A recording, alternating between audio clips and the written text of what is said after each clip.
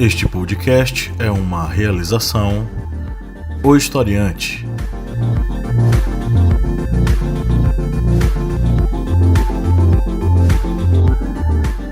Olá, ouvintes, bem-vindos mais uma vez ao podcast do Historiante, o seu podcast sobre as ciências humanas aqui toda semana, abrindo a sua cabeça e ampliando seus horizontes sobre vários assuntos.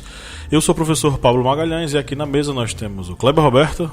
E aí, pessoal, escova os dentes para não falar com seu político com bafo. A Lady Verônica. Oi. E o Márcio Fabiano. Olá, minha gente, boa semana, nós aqui outra vez. Expliquei para mais. Você não ficou sabendo não? Do bafo? É isso, eu acho que não devia ser considerado, é muito nojento, você realmente é baixo. Comparou com você, não. Estamos aqui para gravar o podcast número 67 sobre educação domiciliar. É um tema bem interessante, né? Enfim, há quem defenda, há quem combata, e há o Ministério da Educação que quer, juntamente com a ministra ou sinistra Damares Alves, estabelecer como um dos tipos de ensino, uma das modalidades de ensino oficiais aqui em nosso país. Mas antes de a gente entrar no tema, vamos para os nossos recadinhos. Se você está nos ouvindo, você nos acompanha há um bom tempo e gosta do nosso material, que tal você ser um apoiador? Vá no apoia.se/historiante e faça um apoio. A partir de R$4 mensais você entra para o nosso grupo secreto, com muito conteúdo exclusivo, além de sorteios mensais de livros, a participação em nossos cursos online, cursos exclusivos no próprio grupo secreto, e também a possibilidade de você decidir pautas, novas pautas conosco, e participar dos nossos programas aqui no podcast ou no nosso canal no YouTube. Então seja um apoiador e ajude esse projeto a conquistar aí muitos corações e ajudar muita gente a se preparar para as provas futuras vindouras, tá? Conheça o nosso aplicativo móvel lá na Play Store, é só você colocar lá o Historiante que você vai nos achar. Um aplicativo muito bacana, levezinho para você usar no seu celular, para você em qualquer momento, em qualquer lugar, ouvir nossas aulas em áudio lá e fazer os nossos simulados, ler as nossas apostilas, enfim, estudar onde você estiver para os seus cursos e quaisquer outras metas que você tiver, tá? Acesse o nosso site, ohistoriante.com.br, para conhecer os nossos cursos online também. Você pode se inscrever em qualquer um deles a partir de R$ 59,90. Os cursos eles têm duração de 30 horas e você pode utilizar aí seu certificado acadêmico que você recebe ao final do curso, né, para incrementar aí suas horas acadêmicas na faculdade, ou mesmo para ampliar aí seus horizontes, sua cabeça, seus conhecimentos aí sobre os assuntos que a gente aborda lá. Então lá no ohistoriante.com.br você acessa a nossa plataforma. Conheça a nossa família historiante de podcasts. Além deste, que é o Historiante, você tem o Correspondente de Guerras e tem as Arretadas. São podcasts bem interessantes que você pode ter acesso aí no Spotify, né? Então, esses são os nossos recadinhos. Vamos agora entrar na pauta. Pois é, gente, hoje a gente vai tratar sobre a educação domiciliar, né? Ou homeschooling. Eu estou aqui com um texto para a gente abrir a nossa pauta, nossas discussões, que foi publicado no G1 no dia 18 de setembro, escrito pela Bárbara Muniz Vieira, que diz o seguinte: Câmara de São Paulo aprova em primeira votação projeto de lei que autoriza ensino domiciliar, conhecido como homeschooling. A educação domiciliar é uma modalidade de ensino em que pais ou tutores assumem o processo de aprendizagem das crianças. O projeto ainda precisa passar por segunda votação. Críticos dizem que a socialização da criança fica restrita. A Câmara Municipal aprovou na tarde dessa quarta-feira, dia 18, em primeira votação, o projeto de lei 84 de 2019, que autoriza o ensino domiciliar na educação básica, incluindo a educação infantil, ensino fundamental e ensino médio para os menores de 18 anos, a prática conhecida como homeschooling. O projeto é de autoria do vereador Gilberto Nascimento, do PSC, e ainda tem que passar por uma segunda votação antes de seguir para veto ou sanção do prefeito Bruno Covas, do PSDB. A proposta de homeschooling é uma das plataformas do governo de Jair Bolsonaro, do PSL. Em abril, o presidente assinou o projeto de lei que pretende regulamentar a educação domiciliar no Brasil. Antes de entrar em vigor, o texto precisa tramitar no Congresso. A educação domiciliar é uma modalidade de ensino em que pais ou tutores assumem o processo de aprendizagem das crianças, ensinando a elas os conteúdos ou contratando professores particulares. No entanto, não havia regras para a prática até então. Nascimento salientou que a regulamentação da prática conhecida como homeschooling é importante para famílias de artistas circenses, caminhoneiros e crianças que por algum motivo não podem frequentar a escola, como vítimas de bullying ou aqueles que por motivos médicos ficam impedidos temporariamente de comparecer a aulas presenciais. Na verdade, entre aspas, né? Aí o Nascimento falando. Na verdade, é uma modalidade de ensino e uma garantia de direitos para a família poder participar da educação dos filhos sem ser penalizada. Eu conheci uma professora da rede que optou por tirar o filho da escola que tem TDA, transtorno de déficit de atenção, e que não acompanhava as aulas. Pelo projeto, as crianças terão que ter aulas que acompanhem a grade curricular regular e serão avaliadas periodicamente. A avaliação poderá acontecer por meio de prova a cada ciclo. A ideia, segundo o vereador, é que os alunos sejam matriculados normalmente na rede pública de ensino para haver um controle antes de passarem a ter aulas em casa. O projeto foi aprovado em votação simbólica e só teve 8 votos contrários de Cláudio Fonseca, do Cidadania, Eliseu Gabriel, do PPS, e as bancadas inteiras do PT e do PSOL. Agora o vereador vai chamar uma audiência pública para discutir assunto antes do projeto seguir para a segunda votação.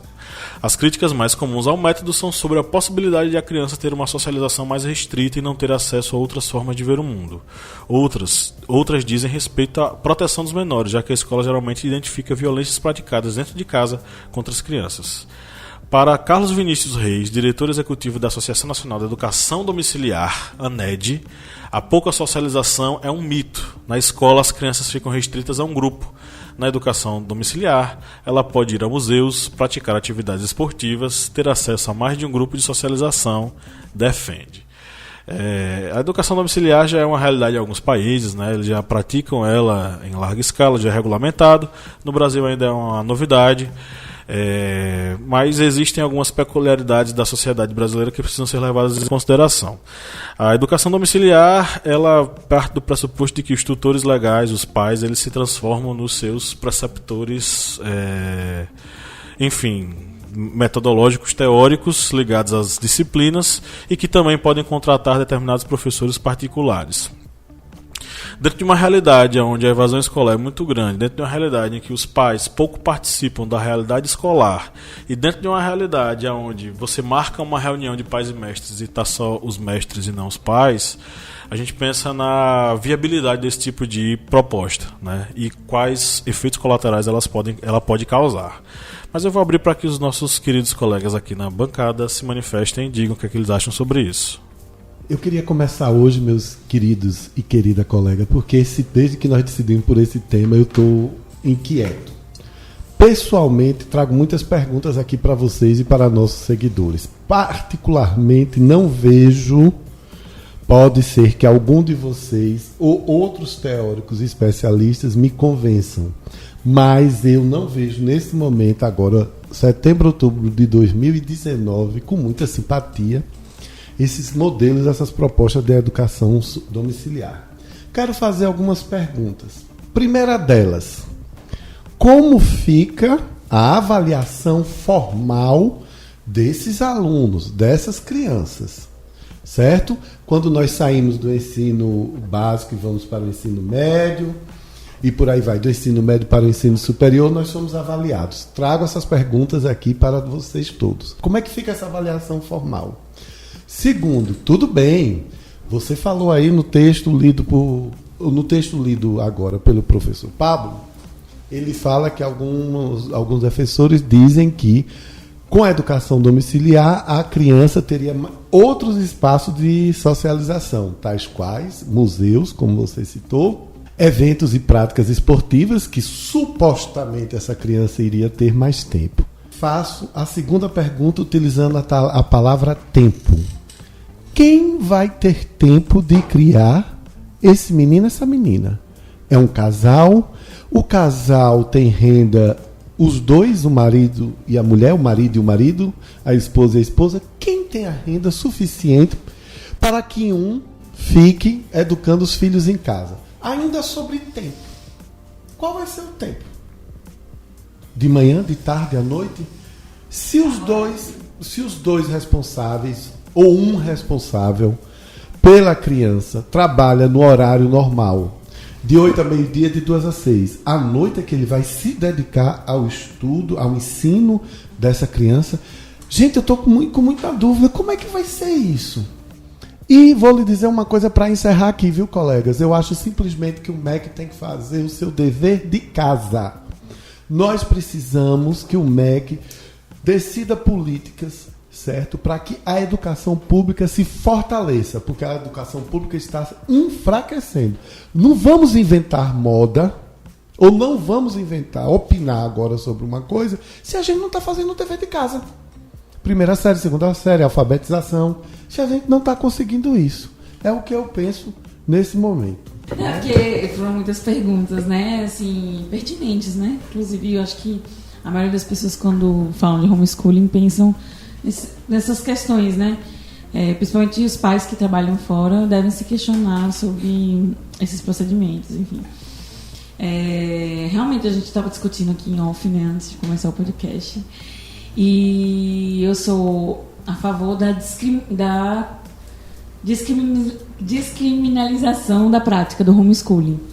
No entanto, eu ainda acho que o MEC, né, e o Estado não está apto a fazer as avaliações devidas, né? Existem muitas outras coisas mais importantes que o Estado, né, deveria se preocupar no momento, e esse não é o assunto primordial nem necessário nessa atual conjuntura em que o Brasil se encontra, né? De debater homeschooling, de levar à justiça, ao Supremo, né, a descriminalização do homeschooling. Eu conheço pessoas, né, há 30 anos atrás, era totalmente aceitável o homeschooling, né? As pessoas seriam educadas em casa. Mas a escola não era questionada como é hoje, né? Não existia esse questionamento sobre os professores, doutrinação. A escola não era questionada. Era apenas um método talvez mais fácil, um método mais até criterioso, né, para aquela família que educava em casa. Eu conheço pessoas que foram educadas em casa, mas são motivos diversos ao que é hoje, que é justamente a perseguição à escola, né, que é o que acontece hoje. Enfim, eu sou a favor, mas não acredito que esse seja o momento para ser discutido isso no país. Não acho que esteja preparado o país para discutir esse assunto agora. Justamente por conta dessa perseguição à escola, aos professores, a chamada doutrinação que eles tanto alegam, né, nas escolas, porque, enfim, se os profissionais não estão aptos como eles julgam, porque dentro de casa eles vão estar, né? No caso, os educadores, os tutores. Enfim, você fez perguntas realmente muito importantes sobre a infraestrutura, né, do homeschooling, essa questão de carga horária e o tempo disponibilizado para educar, né? Mas também deve-se levar em consideração essa questão da aptidão, né? Do ser propriamente professor. Eu acho que Kleber e Pablo, você também, né? Você também é professor, seriam ótimos educadores, tutores, se vocês tivessem um trabalho dentro de casa ou fossem pessoas que estivessem disponíveis dentro de casa, porque vocês não poderiam educar seus filhos? E se o Estado avaliasse essa educação, também não vejo problema. Se as crianças elas chegarem a certa idade com o mesmo nível de cultura e conhecimento que as crianças médias, né, das escolas brasileiras têm, também não vejo problema. O problema está na cabeça do brasileiro hoje. Como ele pensa, essa aversão à escola, né, essa demonização aos professores e tudo mais. Então, esse não é o momento para se discutir esse assunto. Lídia, eu queria... Bem rápido, que é o seguinte, Lídia, eu queria que você trouxesse para nós qual o seu pensamento sobre o seguinte. Eu agradeço a gentileza do elogio de dizer que eu poderia educar em casa. Não sei se eu teria muita paciência, mas, Lídia, eu poderia educar um sobrinho, uma sobrinha, uma criança nas humanas, português, língua inglesa, literatura, história, que eu gosto muito. Contudo, como é que ficaria? Eu não teria a capacidade da parte de exatas. Não, né? Ainda mais num mundo tão conectado, tão complexo. Então, é isso que eu questiono. Eu não duvido, Lídia, da capacidade de algumas famílias, da capacidade intelectual de algumas famílias, dos pais, das mães, de poderem conduzir esse rumo intelectual do seu filho. Mas, nossa, você precisaria ser um gênio para dominar tudo isso, para dizer, olha, minha sobrinha Letícia, você que está com 8 anos, hoje titio vai lhe ensinar sobre física. Eu teria dificuldades. Eu não sei se eu estou sendo rústico, Lídia, mas a gente pensa no dia a dia normal. Eu hoje, passa Lídia, realidade, exatamente, né? Eu hoje prefiro ajudar a fortalecer a escola pública para que ela tenha o máximo possível de informações e, claro, evidentemente, de equilíbrio para poder conduzir os nossos filhos, sobrinhas e sobrinhos. Essa questão aí de que você falou, né? Você não estaria apto para na questão da paciência, né? Você não teria essa paciência de estar... Que também é uma das questões que são levadas em consideração, é justamente a figura do pai e do professor, né? Que às vezes pode ser confundida, né? Então, que faz parte da formação, né? Do adulto, da criança, do adolescente, enfim, ter esses limites, né? Determinados, enfim.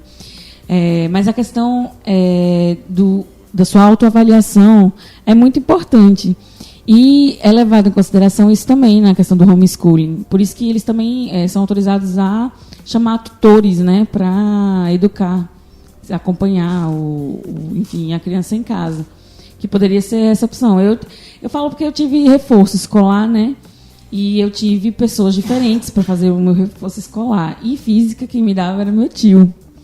E a gente tinha sérios problemas, a gente discutia o tempo todo, porque às vezes eu não tinha esse limite de entender que aquilo ali não era a opinião dele, era o conhecimento de fato que ele trazia para mim, né, da física, né? Enfim, mas é preciso ter essa autoavaliação e eu acho que não tendo, o Estado deveria fazer, né, essa autoavaliação sua. Aí, para poder dizer se você está apto ou não, enfim.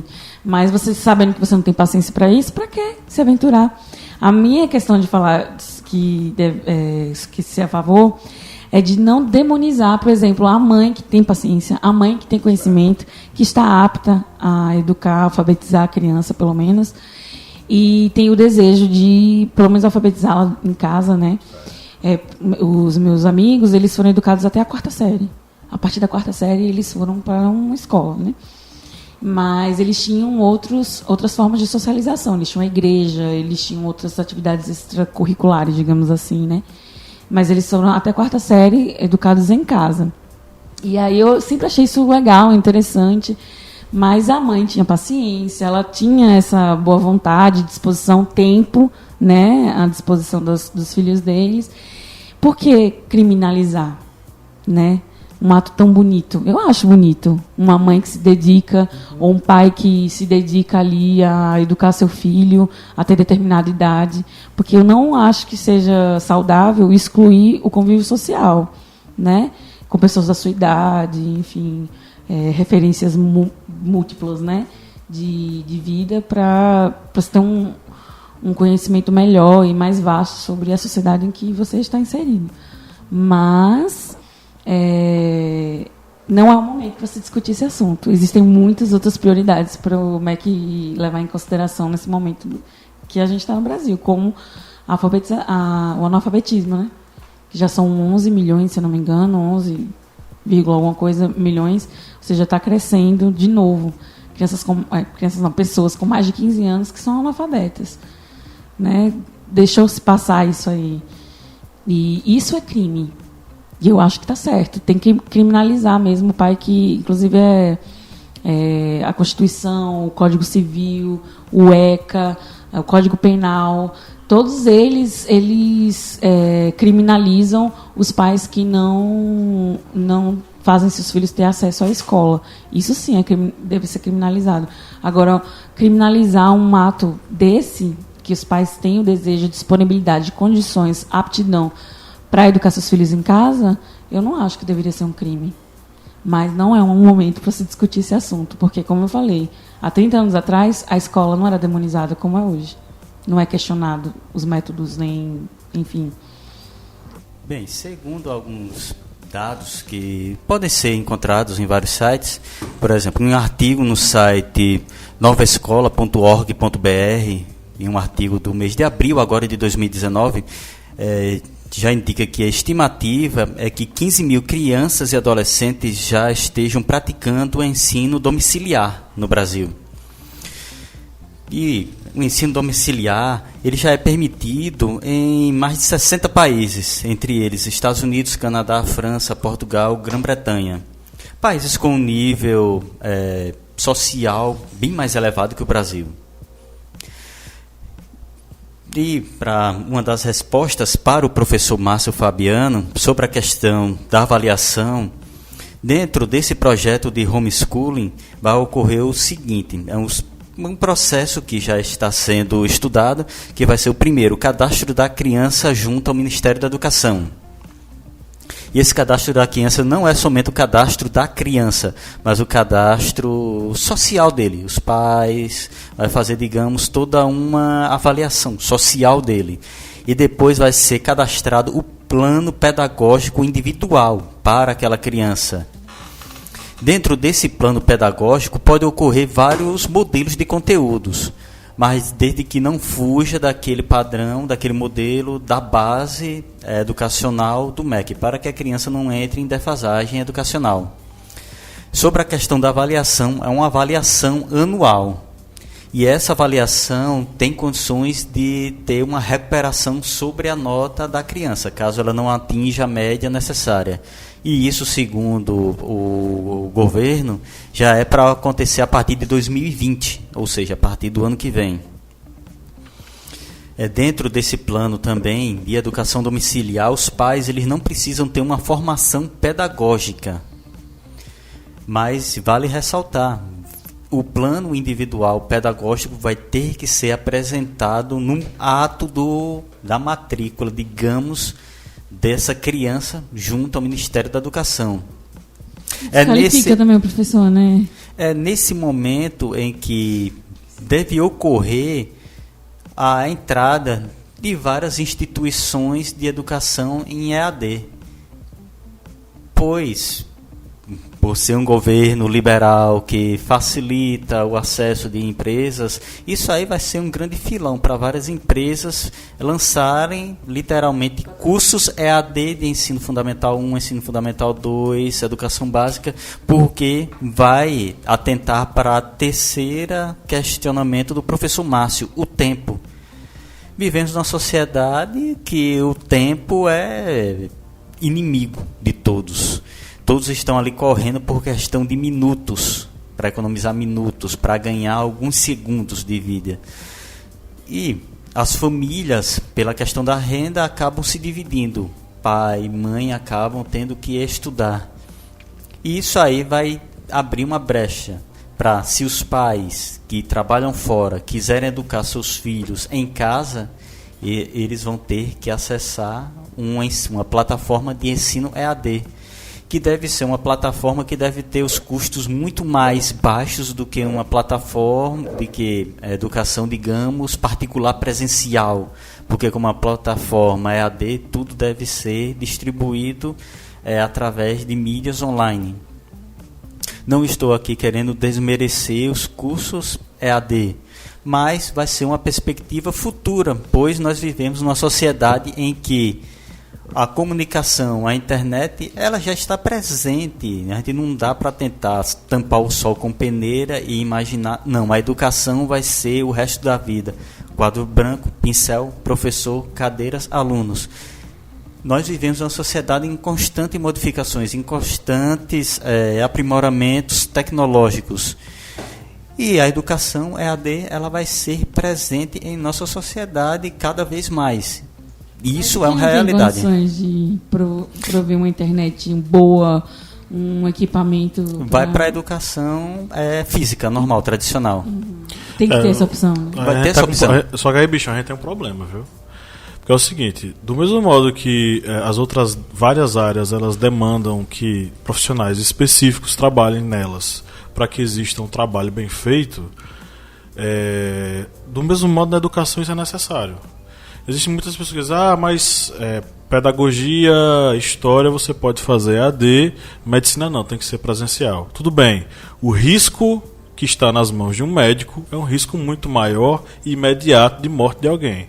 Mas, do mesmo modo, se você relegar o ensino necessariamente EAD, basicamente, ou que pais que, ainda que estejam preparados, enfim, de modo...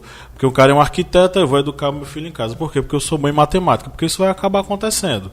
Porque se você não exige formação, o cara vai dizer, não, eu sou bom, eu tenho o notório saber sobre determinado assunto, eu vou dar aula para o menino. Só que ele não tem a mínima noção sobre práticas pedagógicas e desenvolvimento do conhecimento. Assim, do mesmo modo que o médico, ele tem determinados conhecimentos sobre anatomia para saber que determinada veia e determinada artéria estão correndo ali, para ele não fazer um corte ali. Do mesmo modo, o professor, o licenciado, o pedagogo, eles sabem qual a teoria pedagógica mais aplicada, mais aproveitável para ser utilizada com determinado aluno e qual dinâmica deve ser feita com determinado aluno.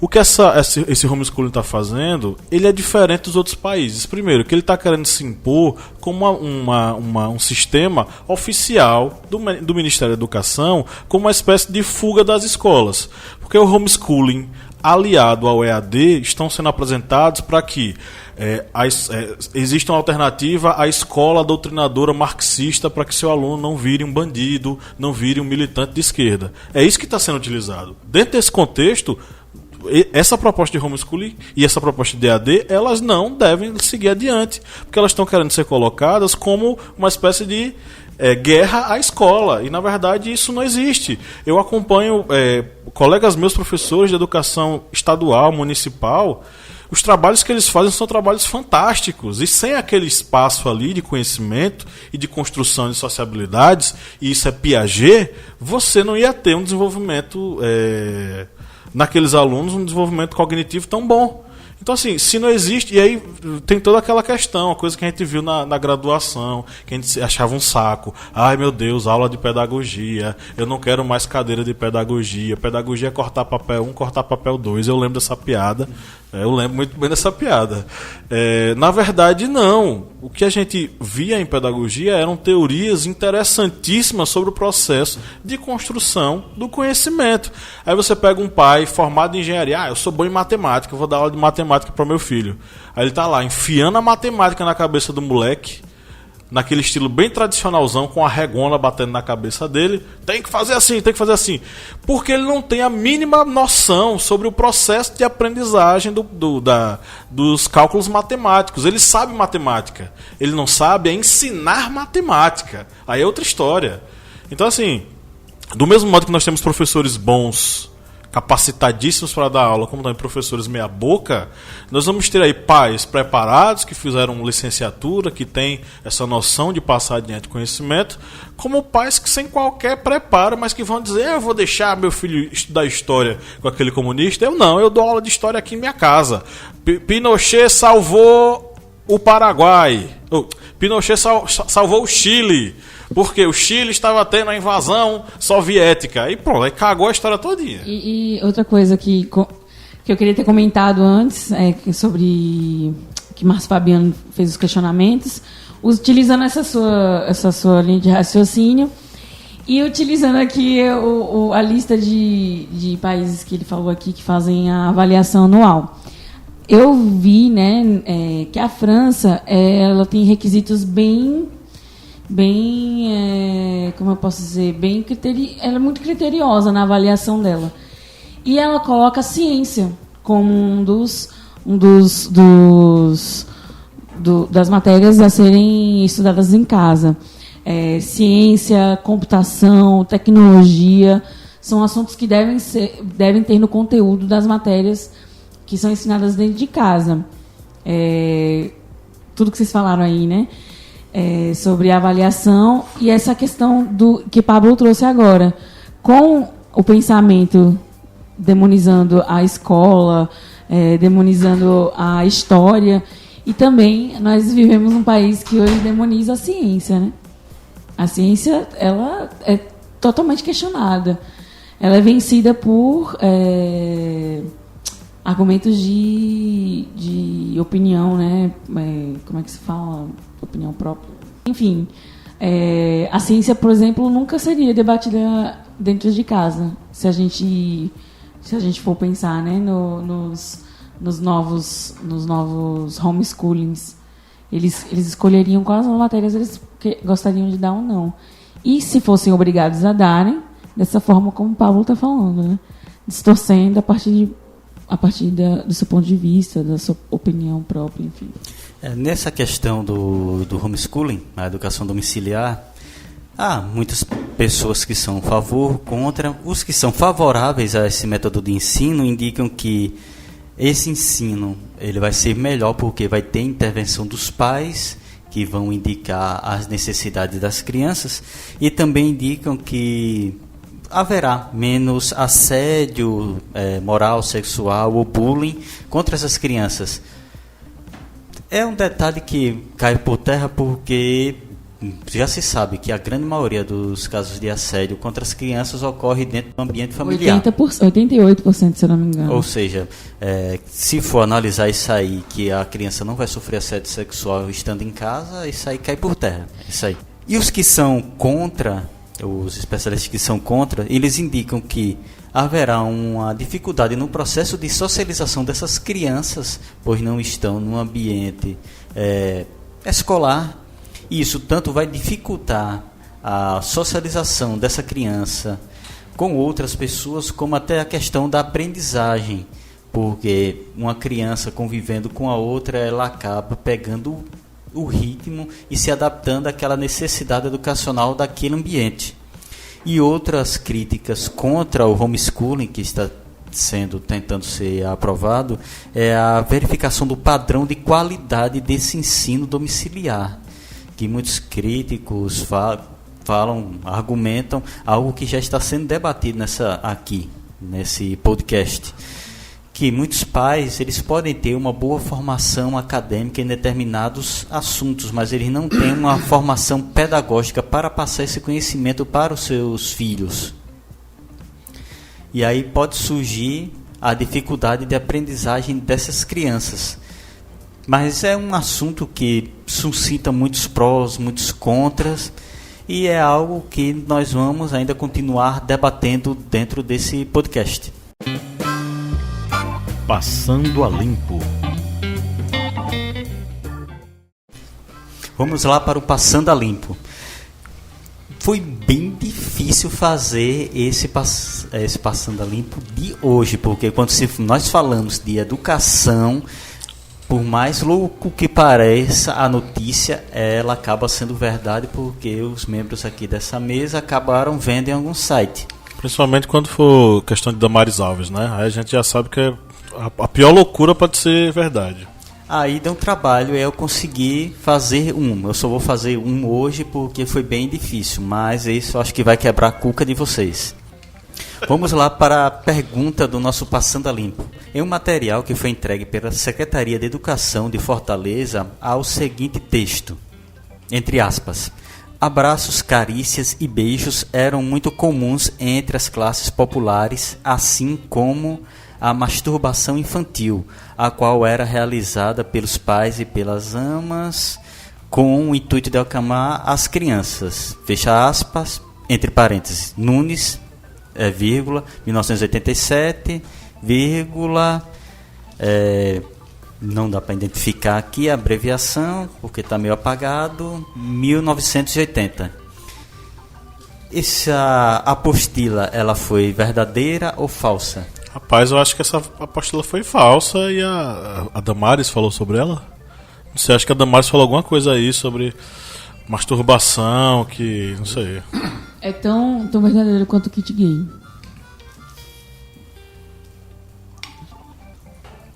Isso deve ser falso. Para ver como Passando a Limpo é difícil de fazer, como nós falamos, de educação no Brasil de 2019. Todos acertaram porque é uma apostila falsa. Essa notícia está no site politica.estadão.com.br. No site? Eu pensei que fosse no WhatsApp. Agora, ela foi divulgada até no site Faças. E a matéria assinada pela Alessandra Monerati, no dia 9 de setembro de 2019, ela diz: não é verdade que a Secretaria Municipal de Educação de Fortaleza tenha distribuído material que sugere a masturbação infantil para acalmar crianças. Boato foi espalhado por ex-candidata do PSL. Agora, bicho, sabe o que é isso? Quando a gente marca reunião de pais e mestres que não aparece um pai, e aí circula um negócio desse e ele acredita, é porque o pai não sabe nada do que está acontecendo na escola. O negócio da mamadeira de piroca, que nunca foi verdade, sabe por que os pais acreditaram? Os pais de família, não sei o quê? Porque não sabem a realidade da escola, é por causa disso. Infelizmente, reunião de pais e mestres é algo que parece que faz mal para muitos pais. Você, que é um pai presente e que faz vai nas reuniões de pais e mestres, conversa com o professor, quantos pais você vê? Na escola lá, porque a professora exige, fala bastante, fica várias vezes comentando, mandando mensagem no WhatsApp, dizendo tal dia vai ter, manda bilhetes, e ela consegue, digamos, um milagre de botar 50% dos pais. Mas mesmo assim... Mesmo assim não é a totalidade. Isso dá para analisar porque eles passam no final uma lista com o nome das crianças para o que o pai assina ao lado do nome da criança, como, digamos, um presente. E na última vez eu estava sentado, eu peguei a apostila, vou olhar aqui os pais que assinaram e dava para ver que realmente só tinha mais ou menos 50% dos pais presentes na reunião. Okay. Tem mais uma? Foi só essa? Para ver como foi difícil, só tivemos um passando a limpo. Ah, é? Então tá.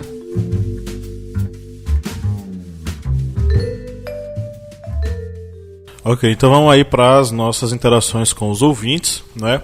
Eu queria deixar registrado aqui duas falas que me deixaram muito feliz sobre o podcast, né? São dois ouvintes nossos que interagiram conosco lá no Instagram.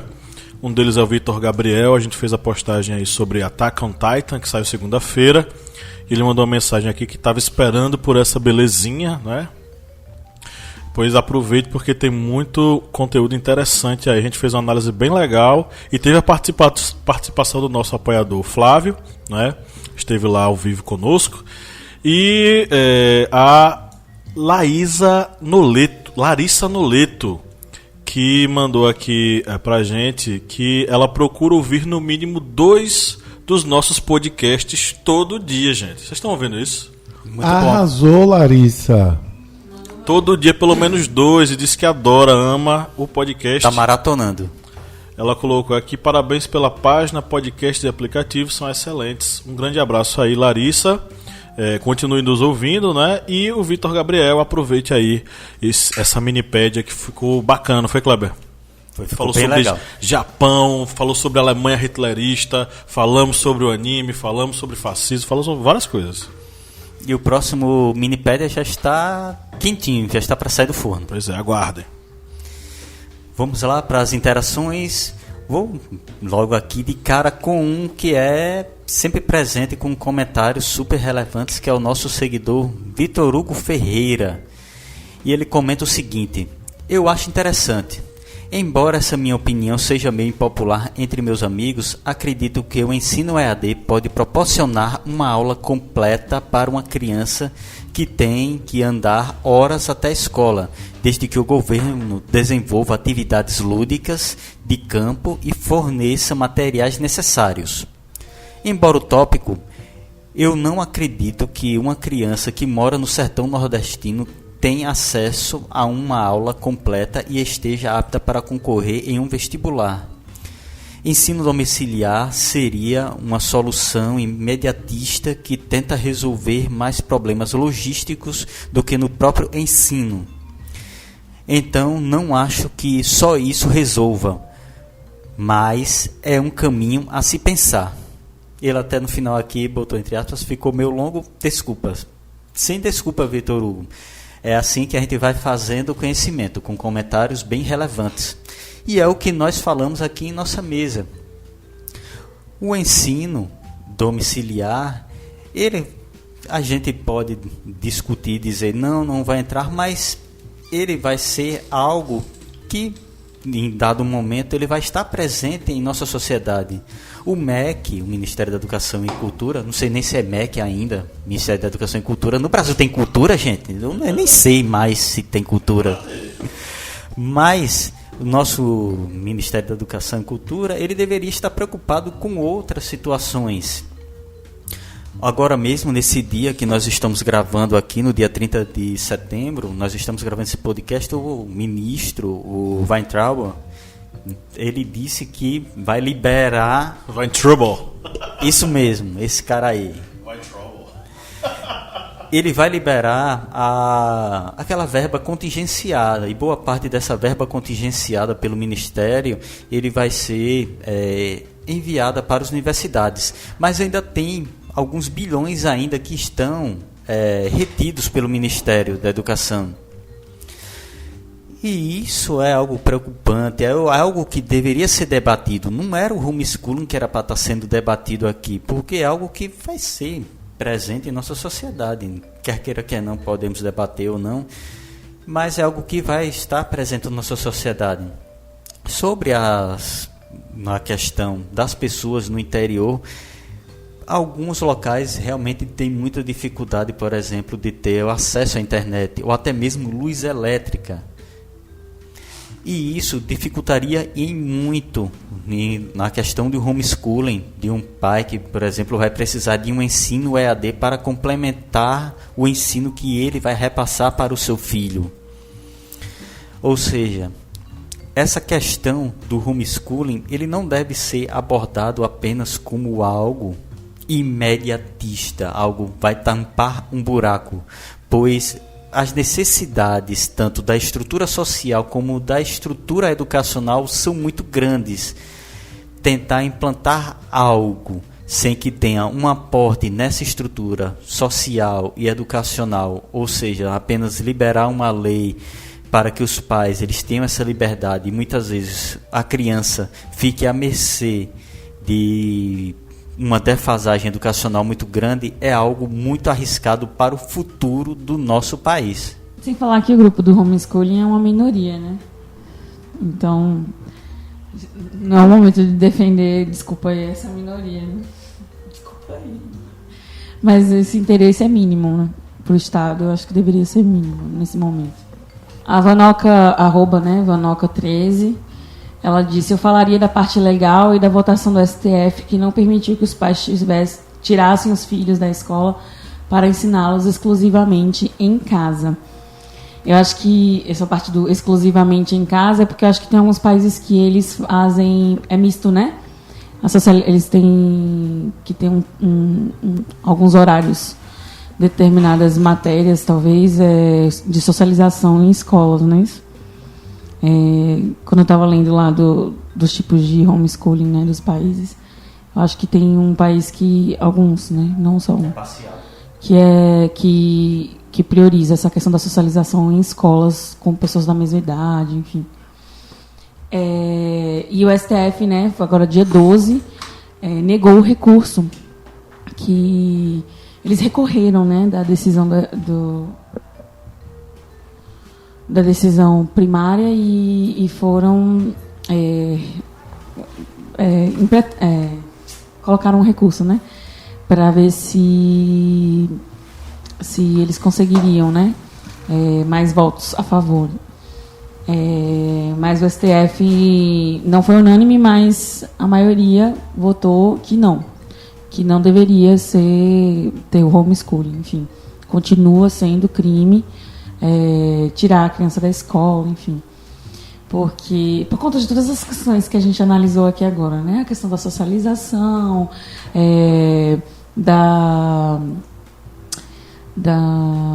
como eu posso dizer, dos interesses, né, dos tutores e tudo mais, do ensino, e, enfim, eles preferiram irem de acordo com a Constituição, né, porque isso feriria a Constituição, que a Constituição ela é bem taxativa na questão de que os pais são obrigados a colocar seus filhos na escola, a fazer com que as crianças tenham acesso à educação. Enfim, em casa poderia ocorrer que um tipo de relaxamento em relação à educação. Então, para não correr nenhum risco, eles preferiram seguir o molde da Constituição, né? O acesso à escola. E, enfim, dos 4 aos 17 anos, não é isso? As crianças têm que serem matriculadas na escola. Então, eles seguiram a Carta Magna, a maioria, né? Alguns votaram contra a criminalização, mas também deram seus poréns, né? Na questão do homeschooling. Mas é isso aí, eu acho que seria legal mesmo falar sobre a questão legal. Porque é crime, né? Como eu falei. Que eu sou contra que seja um crime.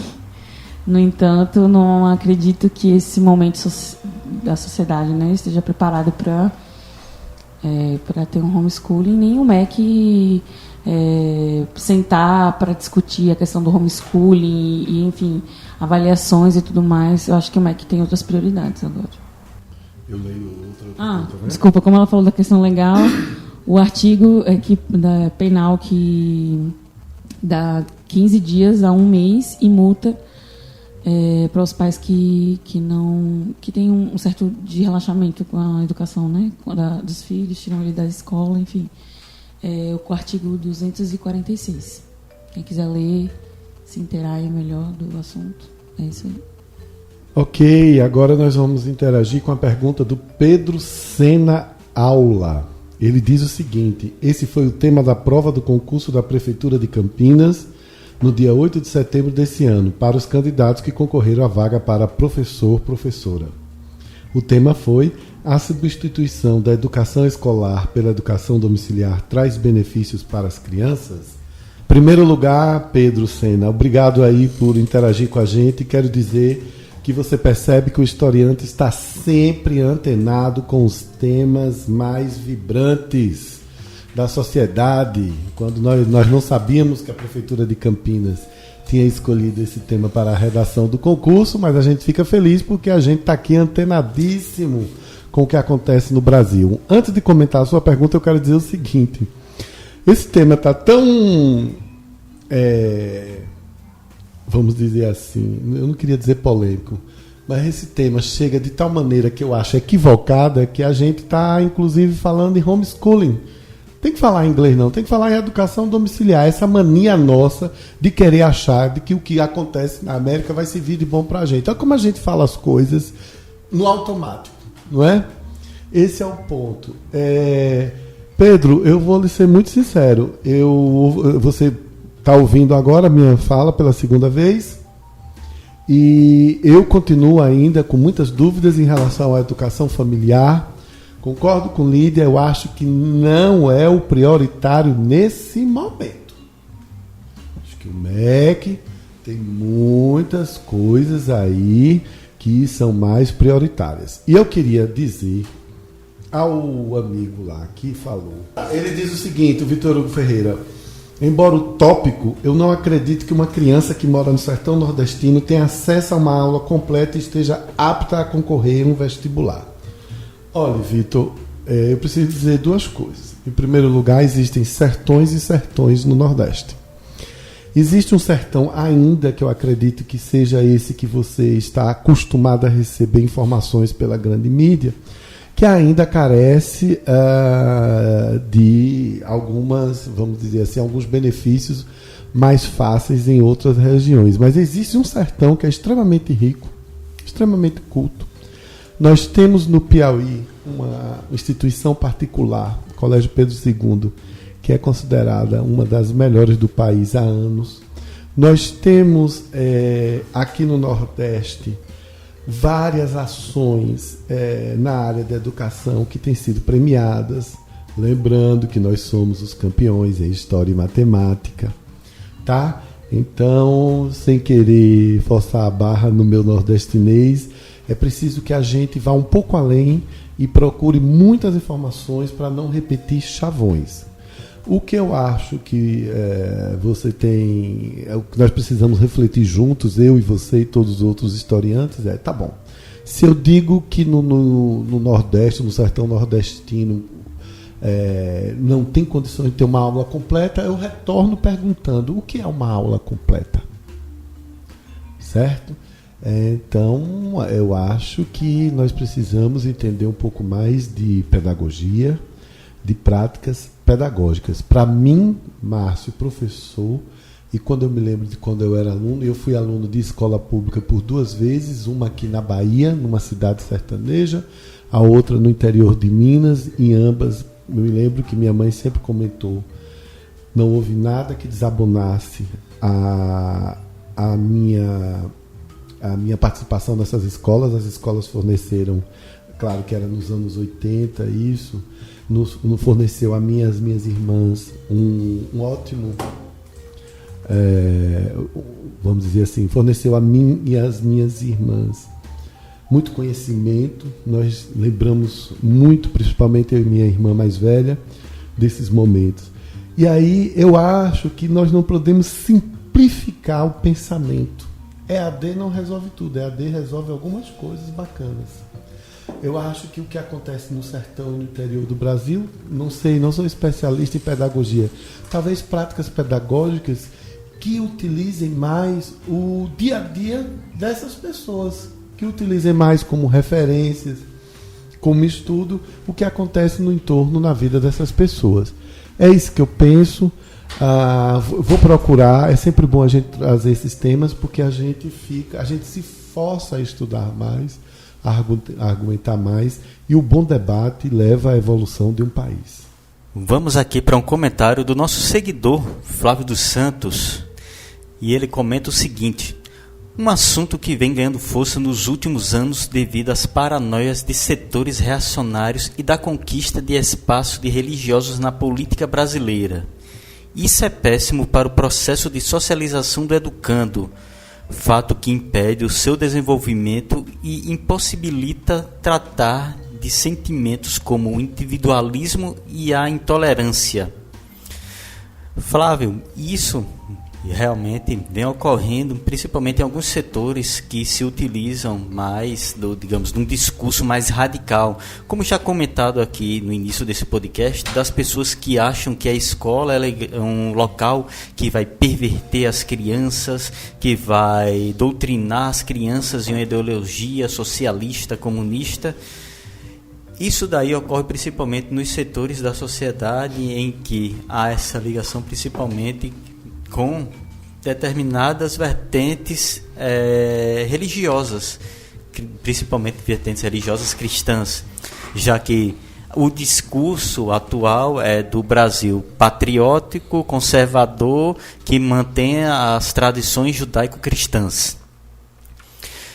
E muitas dessas pessoas que acabam pregando esse homeschooling, além de se utilizar desse discurso que a escola ela vai acabar pervertendo as crianças diante de uma educação comunista, algo que não existe, já que um professor ele passa boa parte da aula tentando fazer com que as crianças façam silêncio e depois vai tentar passar aquela matéria que está ali no livro didático, que muitas vezes é até incompleto, pois é algo só superficial. Ou seja, esses pais que muitas vezes são favoráveis a essa educação domiciliar, eles acabam tendo uma visão demonizada da escola. Isso é péssimo porque também vai para muitas áreas da própria sociedade, já que, por exemplo, ONGs acabam se tornando inimigas da sociedade.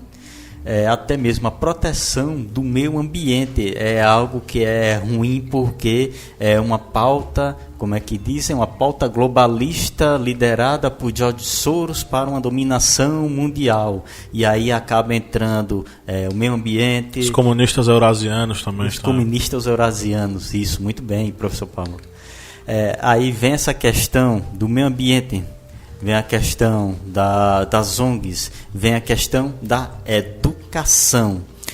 Segundo essas pessoas que acabam muitas vezes radicalizando esse discurso, tudo isso é uma forma apenas de perverter a nossa sociedade. Devemos ressaltar aqui nesse podcast. O pai, ele pode ter, digamos, essa liberdade de educar seu filho, isso Ele pode, um pai que tem a formação pedagógica necessária para educar seu filho, ele pode ter o direito de educar seu filho, desde que ele tenha consciência de que ele vai ter que ter tempo para educar seu filho, ele vai ter que ter até mesmo condições financeiras para educar seu filho em casa.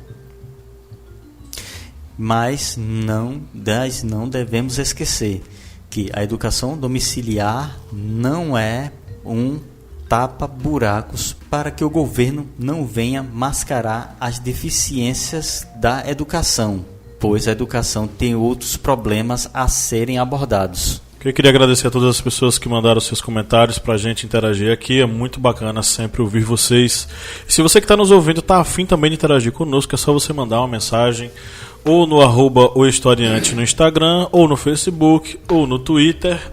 E se você é da galera dos e-mails, manda um e-mail para edição@ohistoriante.com.br para você fazer a sua interação e deixar seu recado para nós. Agora é a hora do Pinga Fogo do Márcio.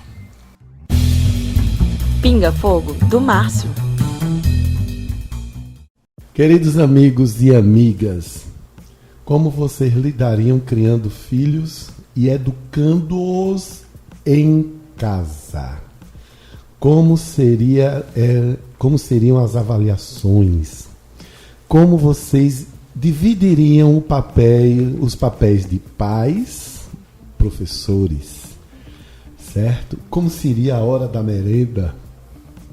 Ok? Gostaria de saber. Eu tenho que responder isso junto com o Lídia, né? Quer que eu falo? Como é que nós vamos criar as crianças em casa, com homeschooling? Então você tem que dar aula de humanas. É difícil, né, botar limites. Eu acredito que seja muito difícil. Já vai ser complicado para a criança entender que horas começa o professor, que horas começa o pai, né?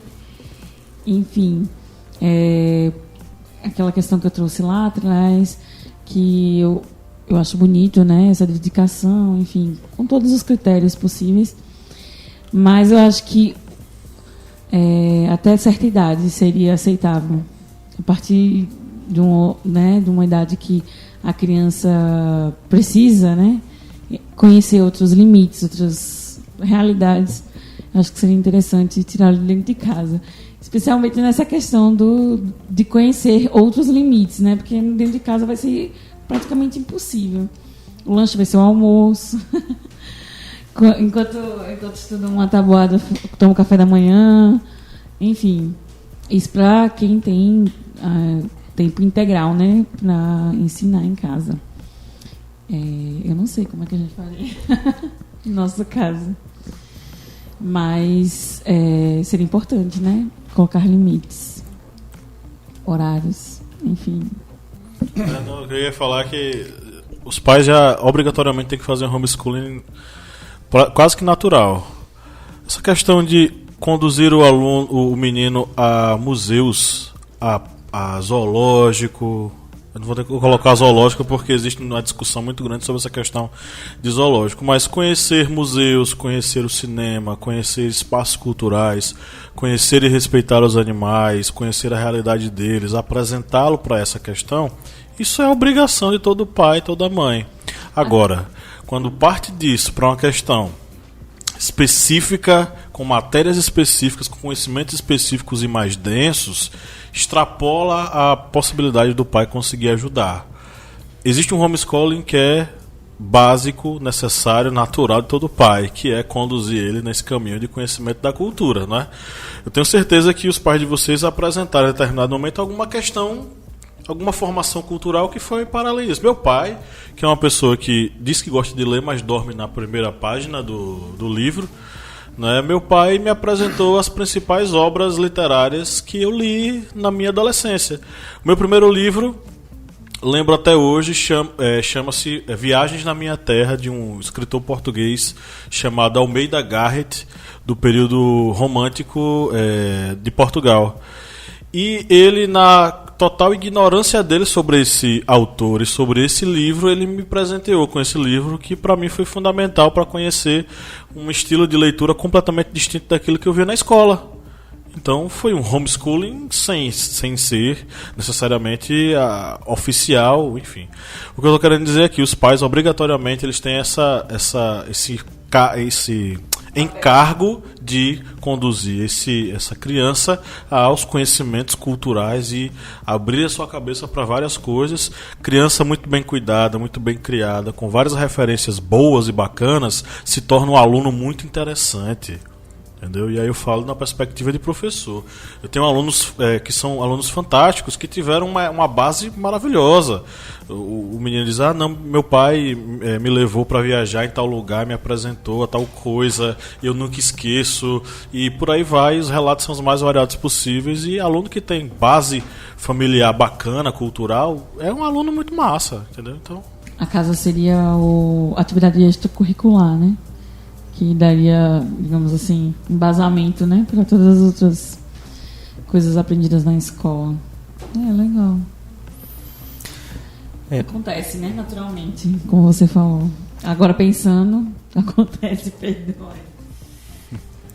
Dentro de casa, como já ressalvado pelo professor Pablo, os pais eles devem ter essa, digamos, disciplina extracurricular de apresentar a biblioteca de sua cidade, o museu de sua cidade, a cultura, a arquitetura de sua cidade. Isso os pais eles já devem fazer com os filhos. No meu caso, eu acredito que a escola física, ali, o prédio, a sala de aula, os alunos, ainda são necessários para uma boa educação do filho, tanto pela questão da educação como o modelo de Piaget, um modelo em que as crianças, esse contato social, ele vai estimular o desenvolvimento intelectual dessa criança, como também pela própria socialização da criança em um ambiente com vários coleguinhas, com os professores, com uma regra da escola, pois na educação domiciliar, infelizmente, pode ocorrer essa dificuldade, tanto dos pais em terem o tempo necessário para educar os filhos, como também a separação do que é a educação e do que é o lazer, do que é, digamos, entre aspas, você entenda, entre aspas, a escola e entre aspas, a casa. Ou seja, a criança ele pode acabar muitas vezes misturando essas ideias e os próprios pais podem também misturar, digamos, essas duas instituições, pois a educação e o lazer dentro de casa, em um caso de ensino domiciliar, eles devem ser separados, porque senão não vai haver uma educação de qualidade. Dicas culturais. Ok, vamos para as indicações? Quem quer começar? Eu começo aqui, que é bem rápido as minhas. Vou indicar aqui 2 músicas e um livro. As músicas eu vou indicar de Lenine, Diversidade, para você ouvir aí. E também ir vendo a letra, para entender bem. Vou indicar também a música, que é uma música composta por Danny Black, O Trono do Estudar. É uma música composta por Danny Black, mas a execução é feita além dela por outros cantores, entre eles Chico Buarque, que vai ter um diploma aí assinado pelo presidente em sua caneta Bic.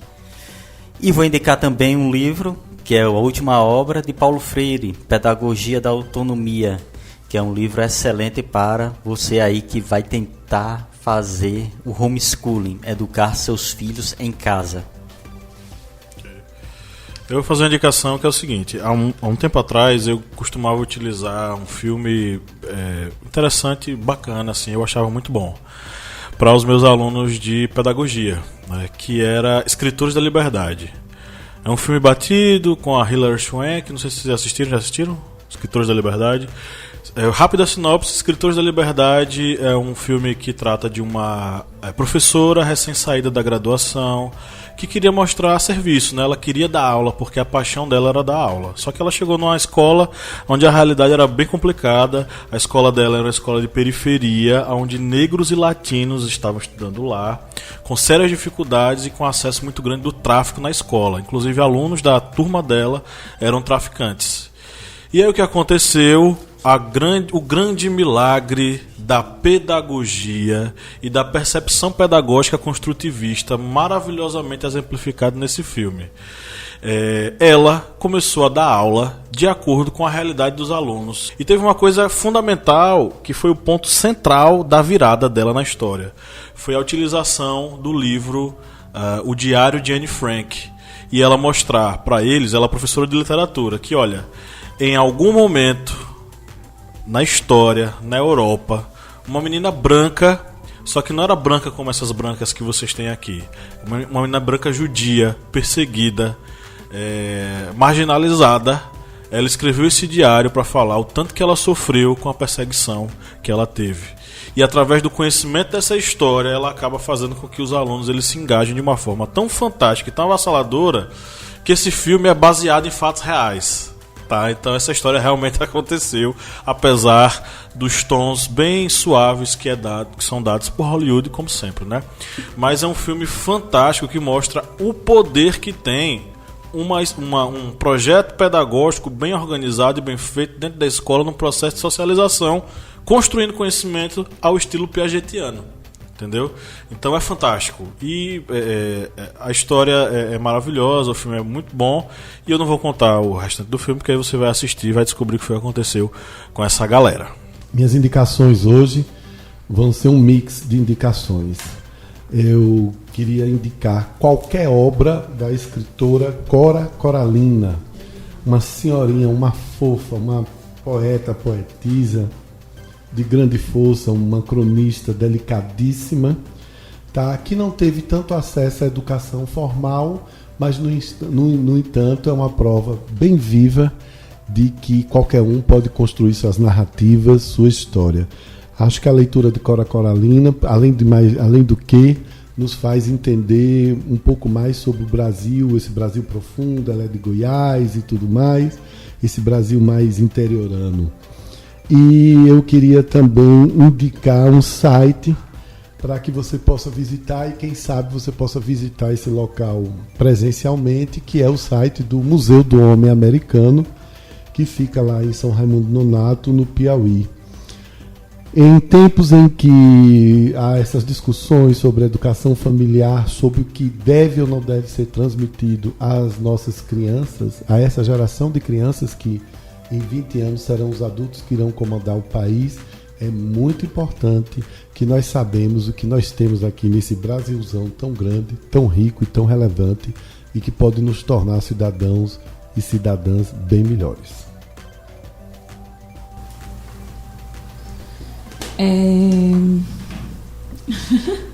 Claro que aplaudir Márcio, a cara dele. Ele estava prestes a lhe aplaudir e eu atrapalhei. Entendo você é bipolar. Você é bipolar, você precisa se tratar. Eu vou indicar 2 filmes, de perspectivas totalmente diferentes. Um é Preciosa, ganha do Oscar, se não me engano, né? Preciosa, que fala sobre a violência doméstica, né? O relacionamento abusivo com a mãe, e o fato da escola não ter desistido dela, né? Ter adaptado a ela às dificuldades dela. Que aí é um ponto interessante, é o momento em que a escola interfere na casa, né? Que geralmente é a casa que interfere na escola, né? E aí, enfim, é um filme muito bom, ele tem premiação, enfim, é muito bom. E o outro é a perspectiva totalmente diferente, que é um filme que eu acho muito lindo, muito, muito bonito mesmo.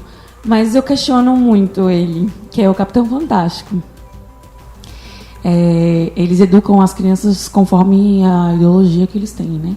E a liberdade também. As crianças têm liberdade para pensarem da forma como elas querem, enfim. Mas, de alguma forma, elas são subjugadas à ideologia dos pais, né? E aí é que entra o meu questionamento.